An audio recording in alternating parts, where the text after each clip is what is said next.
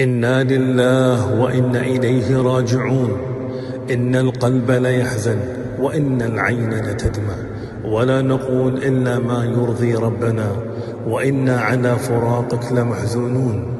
اللهم اغفر لجميع موتى المسلمين الذين شهدوا لك بالوحدانية ولنبيك بالرسالة وماتوا على ذلك.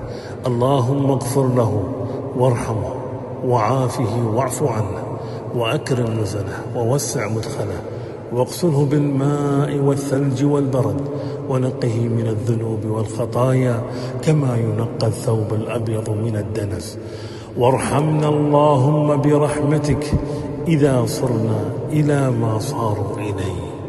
اللهم اغفر له، اللهم اغفر له وارحمه برحمتك يا أرحم الراحمين.